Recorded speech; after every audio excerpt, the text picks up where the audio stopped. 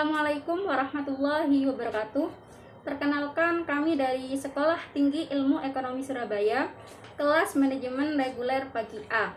Di sini kami akan mempresentasikan salah satu mata kuliah kami, yaitu manajemen bisnis berbasis ICT.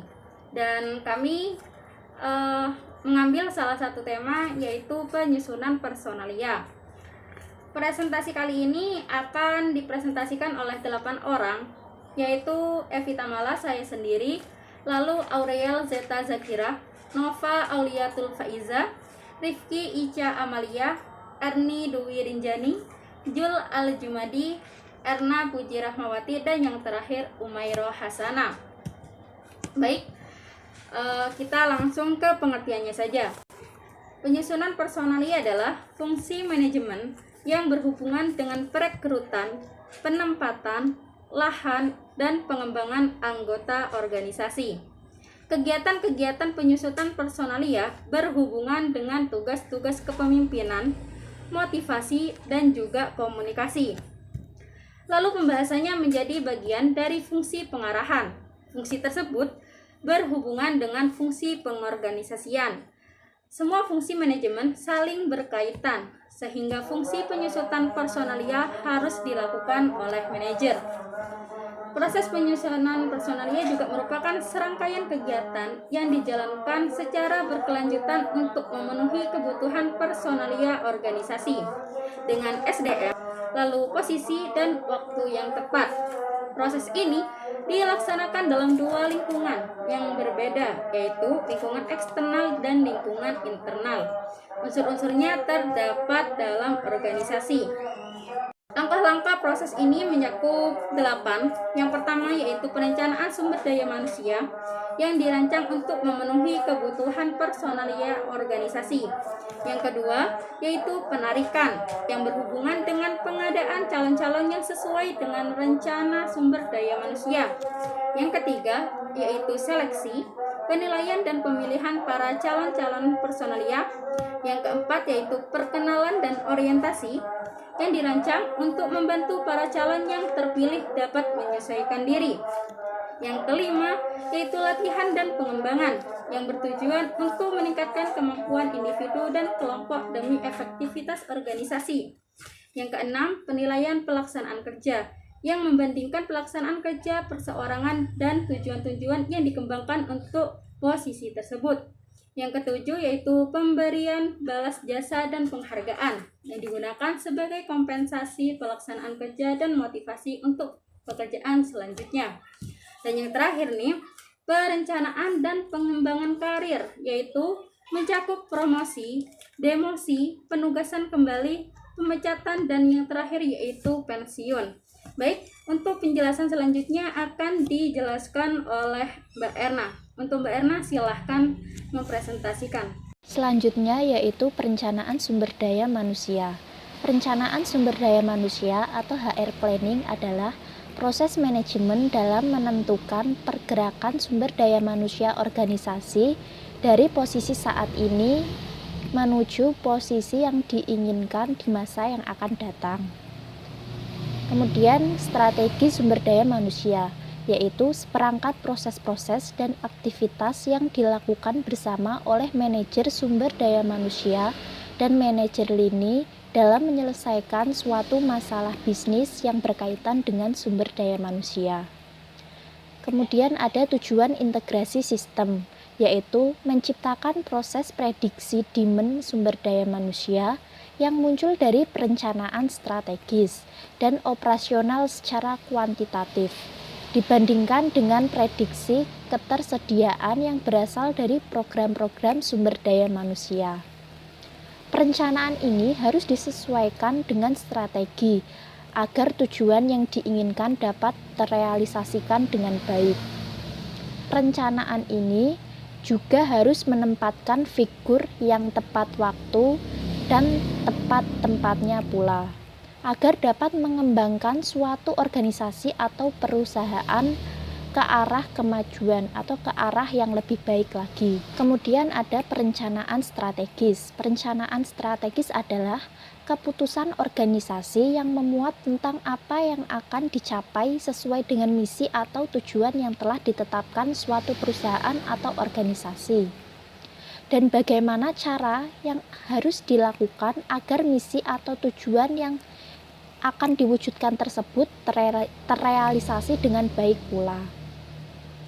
Baller 1990 melakukan penelitian terhadap 8 perusahaan terbesar di USA untuk mengetahui hubungan antara perencanaan strategis dengan fungsi manajemen sumber daya manusia, dan diperoleh gambaran bahwa terdapat 4 macam tingkat hubungan antara perencanaan strategis dengan manajemen sumber daya manusia. Yang pertama ada administrative linkage, yaitu hubungan sebatas pada. Saya akan melanjutkan penjelasan dari Kak Erna.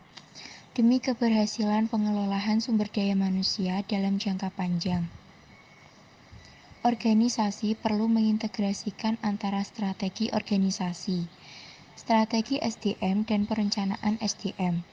Berbagai faktor memengaruhi kuat lemahnya tuntutan terhadap integrasi. Faktor-faktor tersebut antara lain adalah 1. Adanya perubahan terhadap tuntunan keahlian tenaga kerja. Yang kedua, adanya perubahan komposisi angkatan kerja dan diversifikasi usaha. Yang ketiga, kesetaraan status antara eksekutif SDM dengan eksekutif bidang lain. Terakhir, kekurangan keahlian yang tajam dan sistem kompensasi yang memberikan penghargaan terhadap kinerja eksekutif. Sekarang kita berbicara perencanaan sumber daya manusia. Perencanaan sumber daya manusia adalah proses memperoleh karyawan yang tepat, baik jumlah maupun kualitas pada jabatan dan waktu yang tepat. Agar memperoleh perencanaan SDM secara efektif, suatu rencana SDM mencakup 4 tahapan. 4 tahapan itu adalah 1. Analisasi situasi atau mempelajari lingkungan. 2. Meramalkan permintaan SDM. 3. Analisasi pasokan SDM. 4. Pengembangan rencana tindakan. Analisasi jabatan adalah dasar bagi sebagian besar aktivitas manajemen SDM. Karena informasi yang diperoleh dari analisis jabatan dapat dipergunakan untuk penarikan, seleksi, pengupahan, dan sebagainya. Dalam konteks strategi, analisis jabatan diperlukan untuk mendukung perusahaan dalam mengadakan perubahan terhadap jabatan yang telah ada, baik melalui penciptaan jabatan baru atau pengurangan terhadap jabatan yang telah ada. Saya akan melanjutkan penjelasan dari Kak Aurel Zeta. Kesimpulan, perencanaan SDM awal difokuskan pada peramalan kebutuhan SDM di masa depan serta cara pencapaian tujuannya dan implementasi program-program yang kemudian berkembang termasuk dalam hal pengumpulan data untuk mengevaluasi keefektifan program yang sedang berjalan dan memberikan informasi kepada perencana bagi pemenuhan kebutuhan untuk revisi, peramalan, dan program saat diperlukan. Dalam pelaksanaannya, perencanaan SDM harus disesuaikan dengan strategi tertentu agar tujuan utama perencanaan yaitu memfasilitasi keefektifan organisasi dapat dicapai. Perencanaan SDM harus diintegrasikan dengan tujuan perencanaan jangka pendek dan jangka panjang organisasi. Hasil evaluasi perencanaan SDM jangka panjang dapat digunakan sebagai dasar perencanaan suksesi organisasi. Dalam perkembangannya, perencanaan suksesi dirasa sudah tidak lagi sesuai karena banyak terjadi gap anggota kebutuhan dengan hasil yang ingin dicapai. Oleh karena itu, diperlukan alat baru yang mampu menyampaikan kebutuhan organisasi dalam melaksanakan suksesi. Model baru yang mampu menggantikan peranan perencanaan suksesi adalah manajemen suksesi, sehingga diperlukan revisi lagi. Pembaharuan pelaksanaan suksesi yang didasarkan pada manajemen suksesi. Penarikan dan seleksi karyawan. Seleksi karyawan adalah suatu proses untuk menentukan orang yang diramal akan menempati suatu posisi jabatan yang ditawarkan suatu perusahaan. Penarikan dan seleksi karyawan juga memiliki 3 tujuan, yaitu yang pertama, untuk mengetahui kecakapan seorang pegawai. Yang kedua, berusaha untuk mendapatkan tenaga kerja yang cocok dengan pekerjaan yang dipanggungnya. Dan yang ketiga, berusaha untuk mendapatkan tenaga kerja tidak hanya yang cocok pada saat sekarang, melainkan tenaga kerja yang memiliki potensi yang dapat berkembang di kemudian hari. Proses seleksi. Proses seleksi dimulai saat semua lamaran memenuhi syarat dan diterima. Proses ini melibatkan serangkaian tahapan yang menambah kompleksitas sebelum pegawai diambil. Jadi, proses seleksi ini juga serangkaian kegiatan yang digunakan untuk memutuskan apakah pelamar diterima atau tidak. Langkah-langkah yang mencakup yaitu pemanduan kebutuhan pelamar dan organisasi. Dalam banyaknya personalia, penarikan dari seleksi digabung dari sebuah dengan istilah employment panel. Proses seleksi ini juga adalah pusat manajemen kepegawaian dan rekrutmen dilakukan untuk membantu proses seleksi ini. Bila seleksi ini diadakan tidak tepat, maka daya upaya sebelumnya akan sia-sia. Oleh karena itu, tidaklah berlebihan bila dinyatakan bahwa seleksi adalah kunci sukses manajemen kepegawaian. Latihan dan pengembangan karyawan atau training dimaksudkan untuk memperbaiki penguasaan berbagai keterampilan dan teknik pelaksanaan kerja tertentu, terinci, dan rutin. Pengembangan atau development mempunyai ruang lingkup lebih luas dalam upaya untuk memperbaiki dan meningkatkan pengetahuan, kemampuan, sikap, dan sifat-sifat kepribadian. Ada 2 tujuan program pelatihan dan pengembangan karyawan. Dan yang pertama, latihan dan pengembangan dilakukan untuk menutup atau gap antara kecakapan atau kemampuan karyawan dengan permintaan jabatan. Yang kedua, program-program tersebut diharapkan dapat meningkatkan efisiensi dan efektivitas kerja karyawan dalam mencapai sasaran-sasaran kerja yang telah ditetapkan. Meskipun usaha-usaha ini memakan waktu dan mahal, tetapi akan mengurangi perputaran tenaga kerja dan membuat karyawan menjadi lebih produktif. Teknik-teknik latihan dan pengembangan. Ada 2 kategori pokok program latihan dan pengembangan manajemen, yaitu metode praktis atau disebut dengan on-the-job training, teknik-teknik presentasi informasi, dan metode-metode simulasi atau disebut dengan off-the-job training. Masing-masing kategori mempunyai sasaran pengajaran, sikap, konsep, atau pengetahuan dan keterampilan utama yang berbeda. Ada juga persamaan on-the-job training dan off-the-job training dilakukan untuk mengembangkan kemampuan karyawan agar memiliki kecakapan yang menunjang pekerjaannya, dan untuk meningkatkan kinerja suatu perusahaan dilakukan oleh instansi atau perusahaan. Ada juga perbedaan on-the-job training dan off-the-job training. Sasaran on-the-job training dilakukan secara individual, sedangkan off-the-job training dilakukan secara kelompok. On-the-job training dilakukan di tempat kerja, sedangkan off-the-job training dilakukan pada lokasi terpisah dengan tempat kerja. Pada on-the-job training berupa pengalaman langsung atau praktek, sedangkan off-the-job training berupa pengetahuan atau keterampilan yang diperoleh berupa konsep. Metode-metode tergantung pada sejauh mana suatu teknik memenuhi faktor-faktor berikut.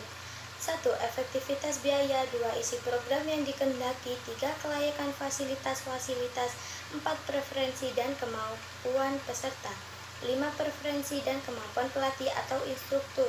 6. Prinsip-prinsip belajar. Tingkat pentingnya ke-6 trade-off tersebut tergantung pada situasi. Manajemen perlu mengenal semua teknik latihan dan pengembangan yang tersedia agar dapat memilih teknik yang paling tepat untuk kebutuhan, sasaran, dan kondisi tertentu. On-the-job training, rotasi jabatan, memberikan kepada karyawan pengetahuan tentang bagian-bagian organisasi yang berbeda dan praktek berbagai macam keterampilan manajerial. Latihan instruksi pekerjaan digunakan untuk melatih para karyawan tentang cara pelaksanaan pekerjaan mereka sekarang. Magang atau disebut dengan apprenticeship merupakan proses belajar dari seorang atau beberapa orang yang lebih berpengalaman. Asistensi dan internship adalah bentuk lain program magang. Coaching, atasan memberikan bimbingan dan pengarahan kepada karyawan dalam pelaksanaan kerja rutin mereka. Penugasan sementara, penempatan karyawan pada posisi manajerial atau sebagai anggota panitia tertentu untuk jangka waktu yang ditetapkan. Metode-metode simulasi.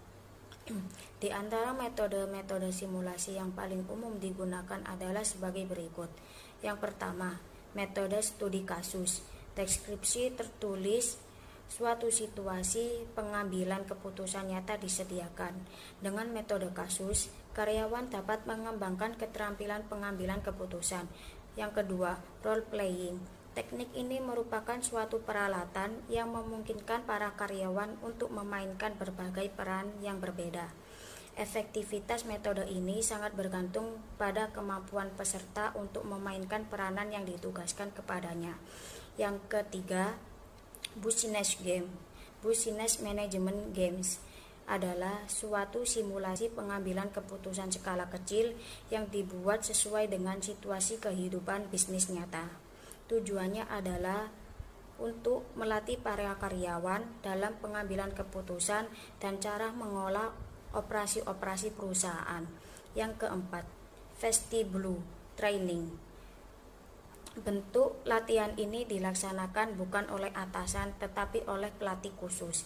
Yang kelima, latihan laboratorium training. Teknik ini adalah suatu bentuk latihan kelompok yang terutama digunakan untuk mengembangkan keterampilan-keterampilan antar pribadi. Latihan ini juga berguna untuk menggabungkan berbagai perilaku bagi bertanggung jawab pekerja di waktu yang akan datang. Program-program pengembangan eksekutif. Program ini biasanya diselenggarakan di universitas atau lembaga-lembaga pendidikan lainnya. Pemberian kompensasi kepada karyawan. Pentingnya kompensasi bagi karyawan. Setiap orang memiliki profesi yang beragama, entah itu sebagai manajer, guru, dokter, dan sebagainya.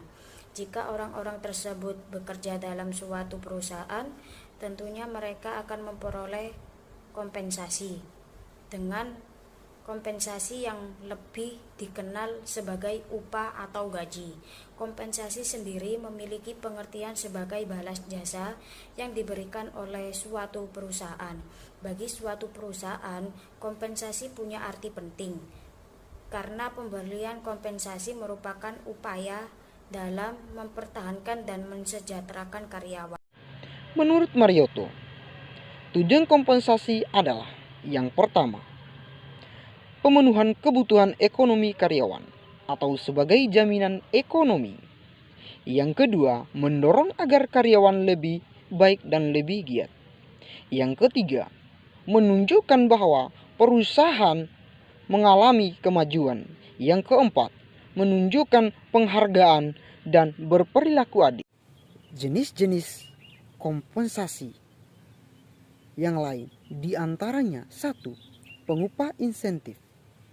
Pengupah insentif yaitu memberikan upah atau gaji berdasarkan perbedaan prestasi kerja, sehingga bukan tidak mungkin dua orang yang punya jabatan yang sama akan menerima upah yang berbeda karena prestasi dalam bekerja yang berbeda, walaupun keduanya memiliki gaji pokok yang sama. Kedua, kompensasi pelengkap atau fringe benefit, yaitu salah satu bentuk pemberian kompensasi berupa program-program pelayanan karyawan dalam tujuan agar mampu mempertahankan karyawan tersebut dalam jangka panjang, misalnya tunjangan pensiun, pesangon, dan asuransi kecelakaan kerja, dan sebagainya.